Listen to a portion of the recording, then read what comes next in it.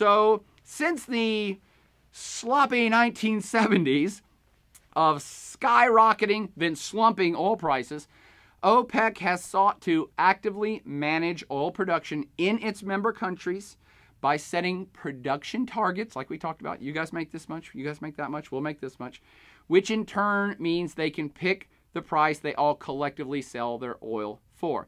And they are much more hesitant to use oil as a political weapon. It still happens, my friends. It still happens, but nothing as huge, as straightforward, and with this huge impact to the entire world as that 1973 oil embargo. So now they all work together. Much better. They're just one big OPEC happy family now, right? Yay, they're all hanging out, drinking oil, toasting each other, oil in martini glasses. Hold the phone on the happiness. First off, don't drink oil in martini glasses. But not every member in OPEC agrees with all the stuff all the time. In fact, a lot of these OPEC meetings can be real throwdown showdowns between competing powers within the organization. So since the 70s, the organization has held it together and gotten its business done and done well on the world stage. But within the organization, there are competing centers of power that piss each other off regularly. And I do want you to be aware of the biggest rivals in the room as you think about how it affects Middle East politics, wars in the Middle East, and everything else, okay? Not all OPEC members are created equal. Remember this map I showed you way back when? Hours and hours of lecture ago, where the major oil fields and production centers are of just the Middle East. Not all OPEC members, just the Middle East. And I pointed out the Persian Gulf, and I said, wow, this is like the richest of the richest centers of oil on planet Earth. Eastern Saudi Arabia, Western Iran, Eastern Iraq, all the way up there to the mountains of Iran, Iraq, where the Kurds are. These small countries of the Gulf are entirely within this, like the UAE, Qatar, Bahrain. They're completely in this super rich. These are the super rich power players of OPEC because they have so much oil. Within the Middle East, Saudi Arabia has, of just the OPEC members, has 1/4 of all the proven reserves. Saudi Arabia alone is the giant. Iran is the second biggest. Strangely enough, Venezuela actually is the true second biggest in proven reserves of OPEC, but they're not in the Middle East. So Saudi Arabia and Iran have the biggest shares of proven reserves and typically are the biggest producers within OPEC. Iraq is not far behind Iran, by the way. So first off, within OPEC, it's the Middle Eastern states that have the most collective power in OPEC. Once you get outside of the Middle East, yeah, not so much. So, Angola has a seat at the table, but they don't have much of a voice. Nigeria's there, Ecuador's there. Yeah, I guess they get access to the free buffet, but in terms of voting, this isn't necessarily a democracy. Because the second thing I want you to know for sure is that the head honcho of this group, with no reservations, is Saudi Arabia. Saudi Arabia is the one holding the gavel at the meeting. Saudi Arabia, they don't have veto power or anything. They're just the most powerful player, not only because they have the biggest reserves, but because them combined with their Arab allies, Kuwait, Bahrain, Qatar, UAE, Oman, collectively together, that's kind of the Team Arab, and Saudi Arabia is the leader of that. And with those countries all put together, it's like, yeah, that's the majority of the oil in OPEC.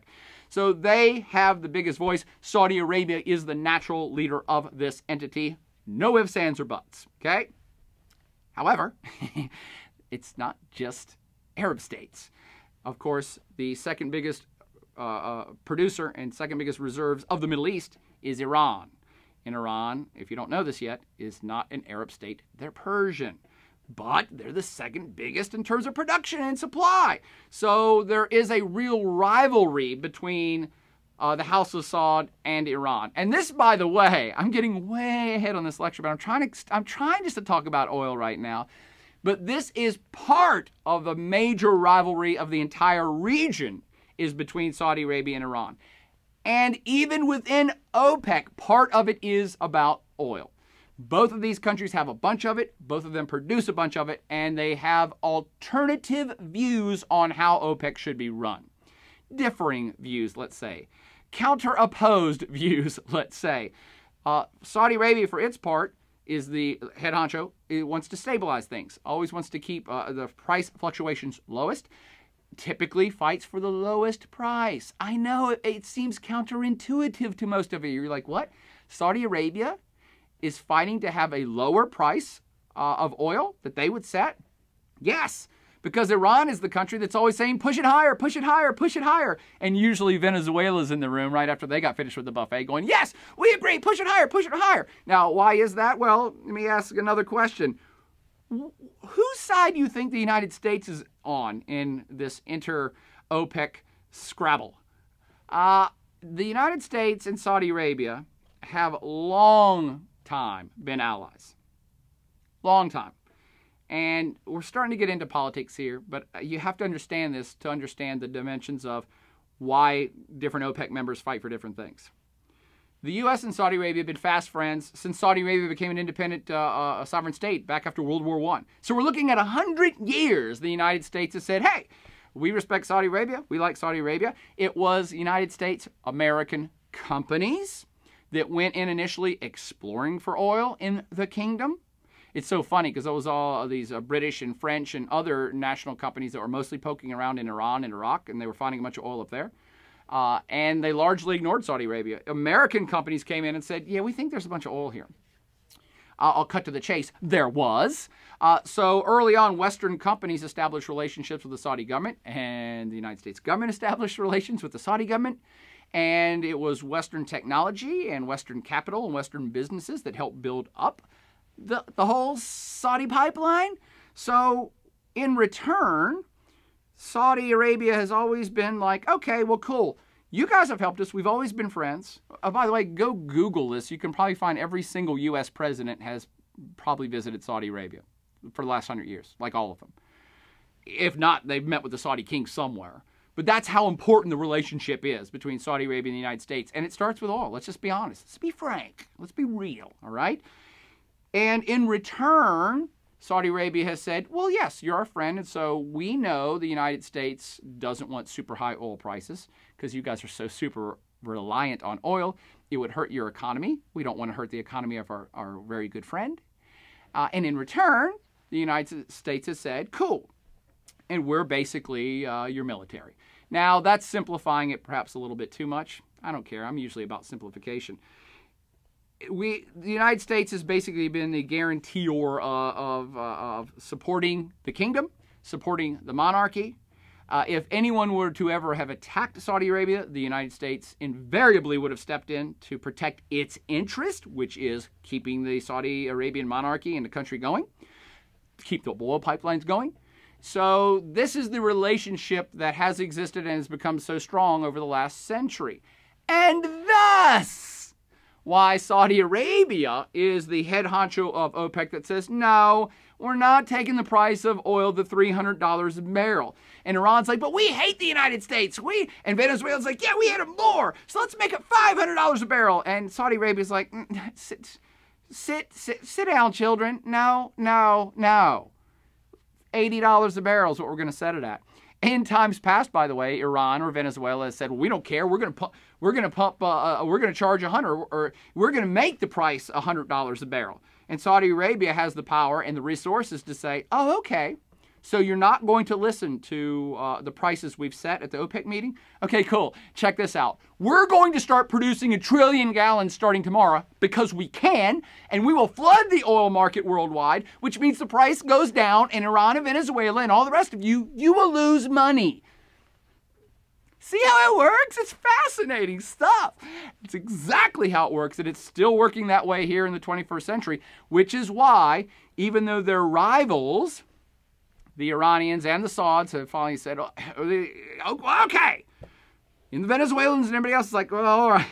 Saudi Arabia has the power to by itself has the power to manipulate price worldwide and within OPEC, so you can't really cross them. That makes sense? Okay. And again, another side note, now do you see why there's so much U.S. interest in Saudi Arabia and the Middle East, and why there's U.S. bases in Saudi Arabia, and why there's a huge naval fleet? The Fifth Fleet is in Bahrain. See how all this works? Okay. Now, these are issues we should be talking about more once we explain out the whole Team Arab story and the United States' role in it. But let me summarize for now. The role of OPEC, the importance of OPEC. Summary.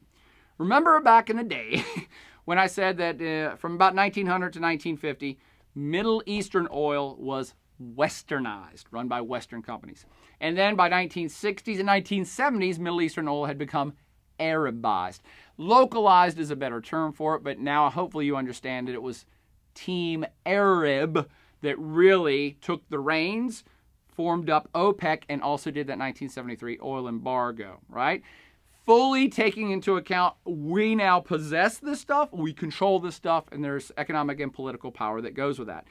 Remember when it was formed. OPEC was formed in 1960 when the international oil markets were largely dominated by that group of Western multinational corporations that we called the Seven Sisters, right? Seven Sisters controlled everything. 1960 OPEC is formed. That's the turn point that I want you to remember. The formation of OPEC represented a collective act of sovereignty by oil exporting nations and marked a turning point in state control over natural resources. Up to this point, most of the world was kind of market capitalism, businesses do stuff, unless you were communist, okay? Unless you were the USSR and its affiliates, where they were state-run, okay? Most places just said, well, yeah, it's you know, if you're not communist, then the businesses take care of it. OPEC turned that a little bit, too, in the 20th century into almost a new path. It's like, well, no, we're not communist, but oil is too important to our country, and we possess a lot of it, and so we're taking over this resource. It's going to be a state-owned and controlled resource. That has actually been a theme that has been duplicated many times since.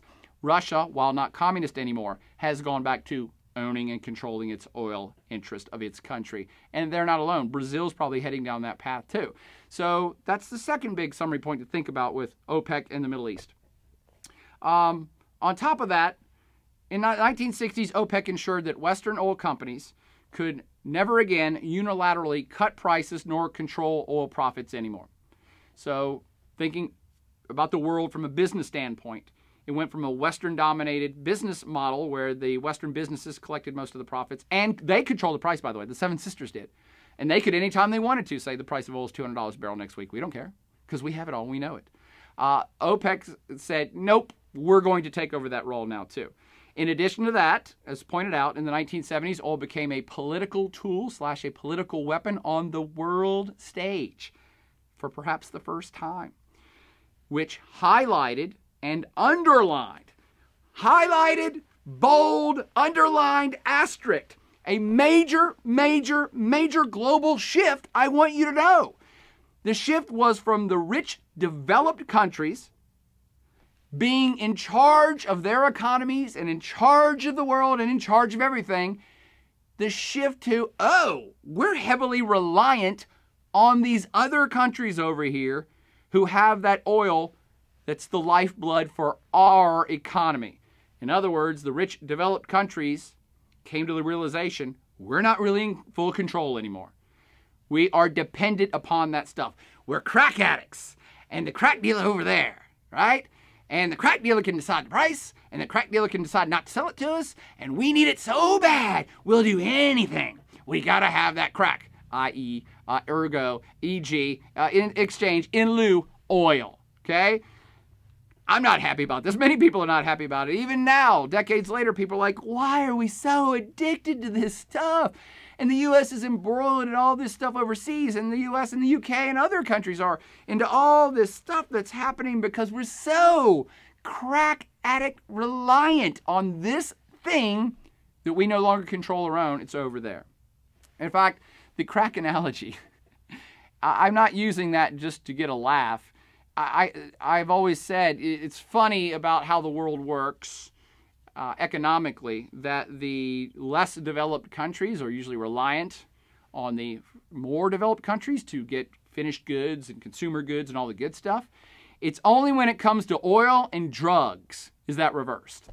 Oil and drugs are dominated by other countries outside Team West, and Team West is the biggest user of oil and illegal drugs. And none of them are made in Team West anymore. Well, oil somewhat made, but still heavily reliant on the developing other world for those two things. And OPEC is the major player now in the world when it comes to that all-important black crude crack that is the lifeblood of this economy and other Western economies on Team West, which includes Japan, Australia, New Zealand, all these places. China's relying on oil now too. So it's everybody, but Team West in particular. And OPEC in this position can turn the spigot on or turn the spigot off anytime it wants to achieve economic or political goals.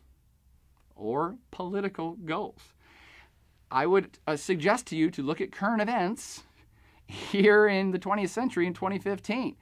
Do you think Russia's really happy about a really low oil price? OPEC has said, well, you know, we're pumping out tons of oil and the price of oil is getting lower. So the natural inclination is to stop oil production, slow it down so that the prices creep back up. And Saudi Arabia said, nah, we're going to keep producing tons of oil. Why do you think that is? Well, what's the U.S. and Western Europe's opinion of Russia right now? Not very good. And so the United States can use its leverage with its friendship with Saudi Arabia and say, hey, Saudi Arabia, can you keep pumping lots of oil? Well, what does that do? Well, it lowers the price of oil worldwide, and that hurts Russia, who relies heavily on oil revenues. It actually hurts Iran, who relies heavily on oil revenues. It hurts Venezuela, who relies heavily on oil revenues. All three of those countries are at odds with Team West in the United States right now. Do you think it's a coincidence? It's never a coincidence. All these things are happening for a reason. But I'm now just blathering on when I should jump to some of these things. So speaking of stifling the spigot, we should shut down this section on OPEC and oil and flow into the next one. But let's do a succinct oil summary first.